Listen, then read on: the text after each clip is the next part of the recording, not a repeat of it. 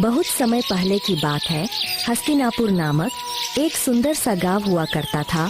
उस गांव में एक चंद्रशेखर नाम का एक गरीब लकड़हारा अपनी पत्नी मल्लिका और अपने एकलौते बेटे राजू के साथ खुशी से रहा करता था। चंद्रशेखर बहुत ही मेहनती और ईमानदार लकड़हारा था। वह हमेशा ही अपने काम से खुश रहता था। उसके पास ज्यादा पैसे नहीं थे, लेकिन भी वह अपनी जिंदगी से बहुत संतुष्ट था।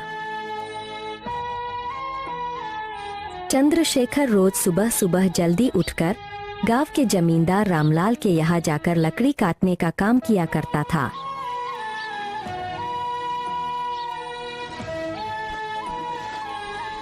और लकड़ी काटने के बदले रामलाल चंद्रशेखर को पैसे देता था, जिससे चंद्रशेखर और उसके घर परिवार का गुजारा जैसे तैसे हुआ करता था। मल्लिका, मैं काम पर जा रहा हूँ। आज बहुत देर हो गई है, तो तुम रवि को स्कूल छोड़ आना। जी स्कूल तो मैं छोड़ आऊंगी, लेकिन राजू 2 दिन से कह रहा है कि उसकी स्कूल की टीचर स्कूल की फीस मंगा रही है। हाँ तो जाकर दे आओ ना स्कूल की फीस। अजी कहाँ से दूं? आप जो पगार लाते हैं उसमें मुश्किल से तो घर चल पाता है। अब इतनी सी तनख्वाह में बच्चों की फीस की इंतजाम कैसे करूं? अजी मैं एक बात साफ साफ कह देती हूँ, आप सेठ लालचंद जी से पगार बढ़ाने की बात कहिए। दिन पर दिन खर्च बढ़ता जा रहा है। बाजार में अगर सब्जी लेने निकले तो सब्जियों के दाम आसमान छू रहे हैं, और बच्चों की पढ़ाई का खर्च, घर का खर्च, अब इतनी कम तनख्वाह में कैसे गुजारा होगा? ठीक है, मैं आज ही सेठ जी से थोड़ा पगार बढ़ाने की बात करता हूँ। इतना कहकर चंद्रशेखर अपनी कुल्हाड़ी लेकर काम पर चला जाता है। अरे भाई, आज तो पगार का दिन है। देखो अब यह सेठ लालचंद कोई ना कोई लोचा जरूर करेगा। हमेशा कोई ना कोई बहाना बनाकर पगार कम कर देता है। और अगली बार तो मेरी आधी पगार काट ली थी, यह कहकर कि जो मैंने लालचंद जी से 200 रुपए उधार लिए थे उसका ब्याज बढ़कर 1000 रुपए हो गया है। इसलिए मैं तुम्हारी पगार में से 1000 रुपए काट रहा हूँ। हाँ हरिया भाई, तुम एकदम ठीक कह रहे हो। यह सेठ लालचंद ना एक नंबर का चालाक और लालची इंसान है। एक तो दुगना काम ले लेता है और बदले में पैसे भी पूरे नहीं देता।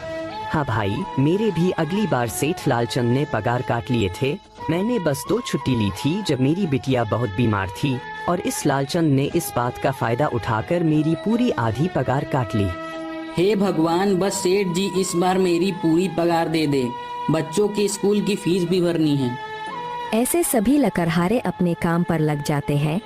काम करने के बाद सभी लकड़हारे सेठ लालचंद के पास जाते हैं।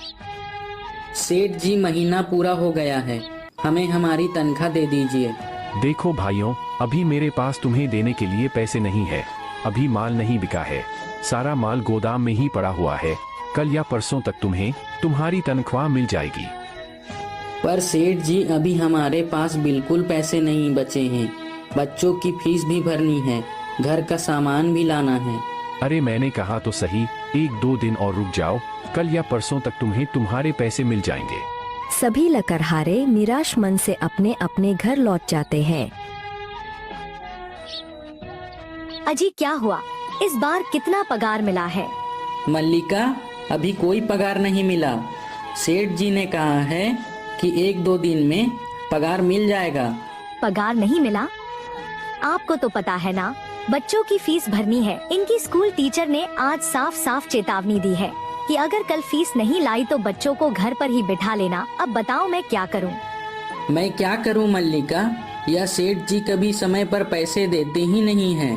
अब तो बस हम इंतजार के सिवा और कुछ नहीं कर सकते हैं। 1-2 दिन की बात है, देख लेते हैं। ऐसे ही 2 दिन गुजर जाते हैं। 2 दिन बाद सेठ लालचंद सबको पगार देता है। अरे हरिया, यह ले अपनी इस महीने की पगार।